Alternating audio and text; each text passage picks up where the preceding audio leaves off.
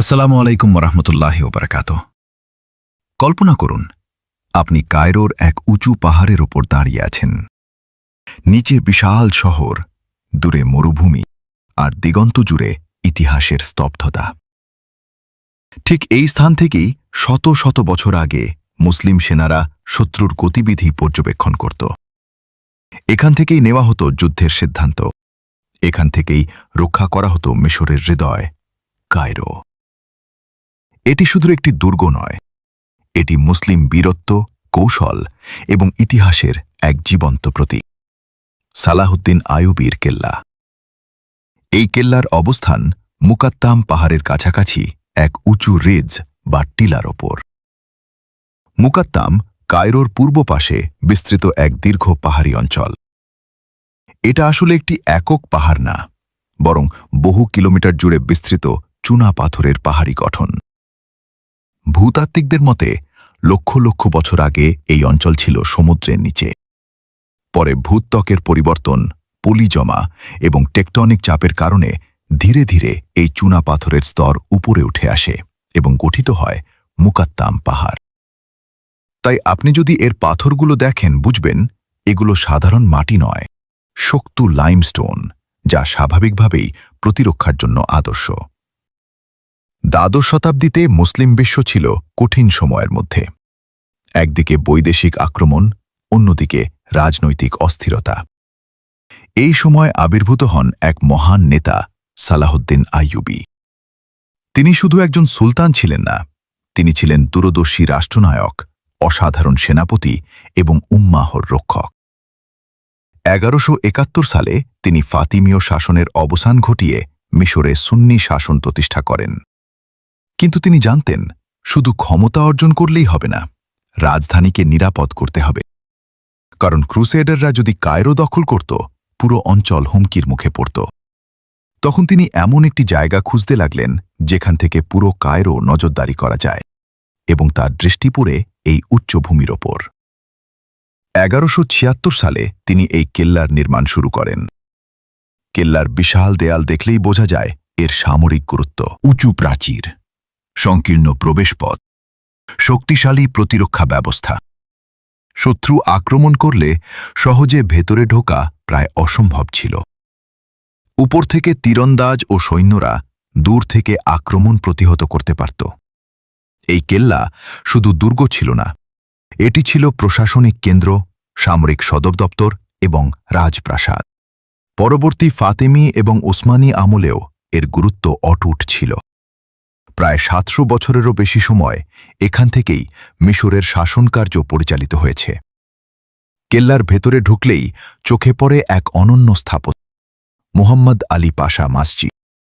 এটি অ্যালাবাস্টার মস্ক নামেও পরিচিত।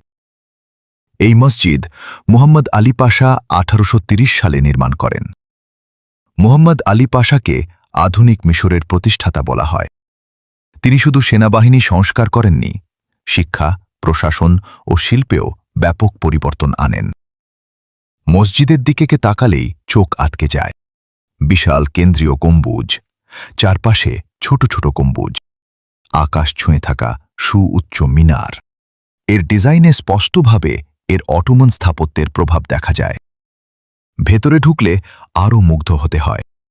অসাধারণ মার্বেল, সুন্দর আরবি ক্যালিগ্রাফি, ঝুলন্ত বিশাল ঝাড়বাতি, সব মিলিয়ে এমন পরিবেশ যেখানে দাঁড়ালে মন স্বাভাবিকভাবেই আল্লাহর দিকে ফিরে যায়। এই কেল্লার উচ্চতা থেকে পুরো কায়রো শহর দেখা যায়। পরিষ্কার আবহাওয়ায় দূরে পিরামিড পর্যন্ত দেখা সম্ভব। ভাবুন, শত শত বছর আগে এই দৃশ্যের দিকে তাকিয়ে সুলতানরা সিদ্ধান্ত নিতেন যুদ্ধ, কূটনীতি এবং রাষ্ট্র পরিচালনার। এখানে আরেকটি বিখ্যাত ঘটনা ঘটে 1811 সালে। মুহাম্মদ আলী পাশা এক অনুষ্ঠানের আমন্ত্রণে মামলুক নেতাদের কেল্লায় ডাকেন। তারা যখন সরু পথ দিয়ে বের হচ্ছিল, তখন চারদিক থেকে আক্রমণ করা হয়। অল্প সময়েই বহু মামলুক নিহত হয়। এই ঘটনার মাধ্যমে মুহাম্মদ আলী নিজের ক্ষমতা সুসংহত করেন। ইতিহাসের এই অংশ যেমন কৌশলের, তেমনি নির্মমতারও। এই কেল্লায় দাঁড়ালে একটা গভীর অনুভূতি আসে। পাথরগুলো নীরব, কিন্তু তারা ইতিহাস জানে। দেয়ালগুলো কথা বলে না, কিন্তু তারা যুদ্ধ দেখেছে। এই মাটি নড়ে না, কিন্তু এখানে সাম্রাজ্যের উত্থান পতন ঘটেছে। সালাহউদ্দিন আইয়ুবীর নাম আজও সম্মানের সাথে উচ্চারিত হয়, শুধু তার সামরিক বিজয়ের জন্য নয়, বরং তার ন্যায় বিচার, চরিত্র, দয়া এবং আল্লাহর ওপর গভীর ভরসার জন্য। সালাহউদ্দিনের কেল্লা তাই শুধু ইট পাথরের স্থাপনা নয়, এটি একটি শিক্ষা, দূরদর্শিতা, সাহস, ঈমান, নেতৃত্ব আর ইতিহাস থেকে শিক্ষা নেওয়ার এক অমূল্য স্মারক। যে জাতি নিজের ইতিহাসকে জানে, সে নিজের ভবিষ্যৎকেও শক্তভাবে নির্মাণ করতে পারে। মসজিদের এই অংশে অবস্থিত রয়েছে মুহাম্মদ আলী পাশায়ের কবর। এই প্রভাবশালী শাসক মৃত্যুর পর এখানেই সমাহিত হন। এই কেল্লার ভেতরে যে পুরনো ঐতিহাসিক মসজিদটি আপনারা দেখতে পাচ্ছেন, এটি হল আল নাসির মুহাম্মদ মসজিদ। এটি নির্মাণ করা হয়েছিল 1318 খ্রিস্টাব্দে আল নাসির মুহাম্মদের শাসন আমলে। তিনি ছিলেন মামলুক সাম্রাজ্যের অন্যতম গুরুত্বপূর্ণ সুলতান, যিনি দীর্ঘ সময় ধরে 3 দফায় মিশর শাসন করেন।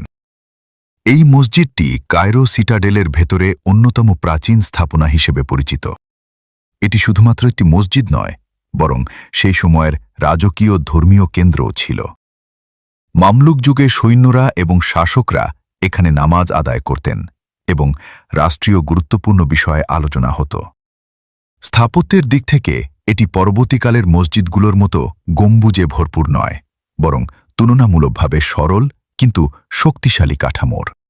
মসজিদের মিনারটিও খুবই অনন্য। এটি কায়রোর অন্য অনেক মিনারের মতো নয়, বরং একটি বিশেষ টুইস্টেড বা অলঙ্কৃত ডিজাইন ছিল, যা আজও ঐতিহাসিকদের আগ্রহের বিষয়। এই মসজিদটি আমাদের মনে করিয়ে দেয় যে কায়রো কেবল আধুনিক শহর নয়, এটি শত শত বছরের ইসলামী সভ্যতার জীবন্ত ইতিহাস। আমরা এখন চলে আসলাম কেল্লার ভিতরে একটি পুলিশ মিউজিয়াম আছে সেখানে। তো এখানে দেখতে পাচ্ছেন কিছু অফিসারদের ছবি দেওয়া হয়েছে যাদের মৃত্যু সন সহ আছে, খুবই পুরনো যুগের। এখানে একজন বাচ্চার তার প্রকৃতি দেওয়া হয়েছে, যে ভাস্কর্য, তার ছবি এখানে বসে আছেন। এখানেও কিছু ছবি রয়েছে এবং এটা হলো মামলুকি যুগের একটি ছবি যেখানে তারা শিল্প কাজ করছেন। এখানে বিভিন্ন বাচ্চাদের মেডেল যেগুলো তারা অর্জন করেছে সেগুলো দেওয়া আছে এবং এখানেও কিছু তাদের অফিসারদের ছবি দেওয়া আছে। এই যে দেখতে পাচ্ছেন এখানে কিছু ছবি যেগুলোর মাঝে বন্দুক এবং তারা বিভিন্ন কিছু তাদের ব্যবহৃত বন্দুক দেখানো হচ্ছে। পুলিশরা যেই বন্দুকগুলো ব্যবহার করতো এগুলোকে এখানে দেখানো হয়েছে। এটা হলো আগের যুগের লেখার মেশিন, যার মাধ্যমে বিভিন্ন কিছু লেখা হতো এবং ফটোকপি করা হতো। এগুলো হলো পুরোনো যুগের ব্যবহৃত বিভিন্ন ধরনের স্বর্ণ মুদ্রা, যেগুলোকে আমরা টাকা পয়সা হিসেবে চিনি। এবং এখানে তাদের বিভিন্ন ধরনের চাবি, বিভিন্ন জায়গার বিভিন্ন গুদামের চাবি। এইটা হলো একটা আকর্ষণীয় বিষয়টা হলো পুরনো পাসপোর্ট, খুবই পুরনো পাসপোর্ট। দেখতে পাচ্ছেন যে খুবই অনেক আগের যুগের একটা পাসপোর্ট, একটা পৃষ্ঠার মাঝেই ছিল এবং এখানে নিচে 2টা পাসপোর্ট পরবর্তী জমানার।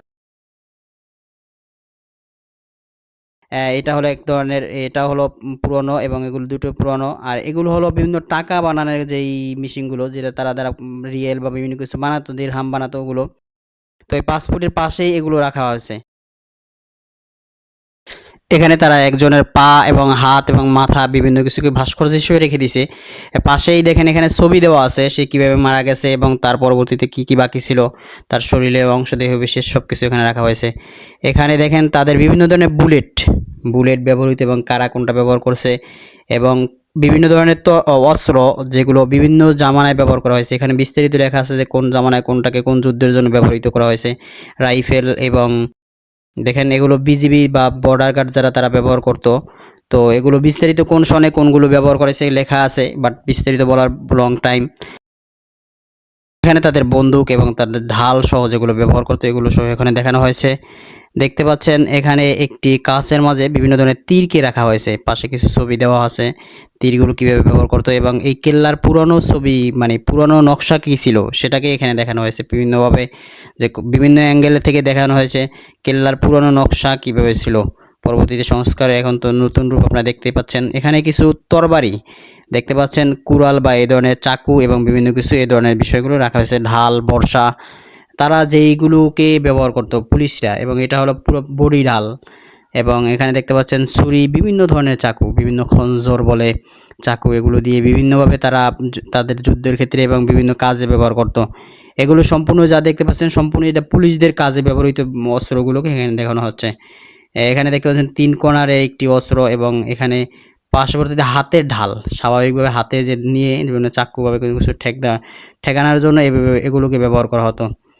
তো এগুলো এবং এই পাশে আরেকটা বড় বিগ ঢাল এবং পাশে লোহার ঢাল যুদ্ধের জন্য ব্যবহার করার জন্য, এবং চাকুগুলোকে দেখানো হয়েছে। এখানে বিভিন্ন ধরনের ঢাল আপনারা যে দেখতে পাচ্ছেন এগুলো পুলিশের ব্যবহৃত বিভিন্ন ধরনের ঢাল, এবং তারা এই চাকুগুলোকে ব্যবহার করতো। এটা হলো খঞ্জর যেটা, এবং এগুলো দেখতে পাচ্ছেন বড় চাকু এবং বিভিন্ন ধরনের লং বন্দুক। এগুলো যেগুলো দেখতে পাচ্ছেন সবগুলো খুবই পুরাতন, এগুলোকে মিউজিয়ামে রাখা হয়েছে পুলিশদের ব্যবহৃত স্মৃতি হিসাবে। তো এখানে দেখতে পাচ্ছেন বিভিন্ন বন্দুকে তাদের ব্যবহৃত বন্দুকগুলোকে বিভিন্ন ধরনের, এগুলোর নাম হয়তো আমাদের জানা নাই এবং আমরা এখান থেকে দেখলে অবশ্যই জানা যায়, কিন্তু খুব লং টাইম।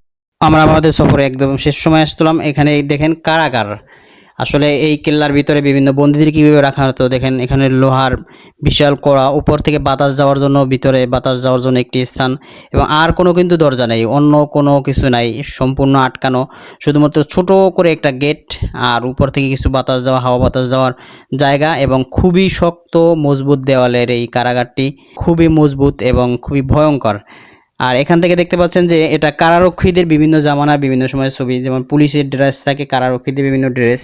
তো এক এক জামানায় এখানে বিভিন্ন জামানার কথা দেওয়া হয়েছে, যেমন ওসমানী জামানায় কীভাবে ছিল, মামলুকি জামানায় কীভাবে তারা কারা ড্রেসগুলো ব্যবহার করতো সেগুলোকেই দেখানো হয়েছে। এখানে বিস্তারিত সকলের নাম লেখা আছে, কোন জামানায় কীভাবে ড্রেসগুলো ব্যবহার করতো এবং তারা কারারক্ষী কীভাবে দাঁড়াতো এবং তাদের যেই পজিশন ছিল, পজিশন সহকে এখানে দেখানো হয়েছে। সকলে ভালো থাকবেন, দেখা হবে নতুন কোনো গল্পে, নতুন কোনো সিরিজে ইনশাআল্লাহ তাআলা।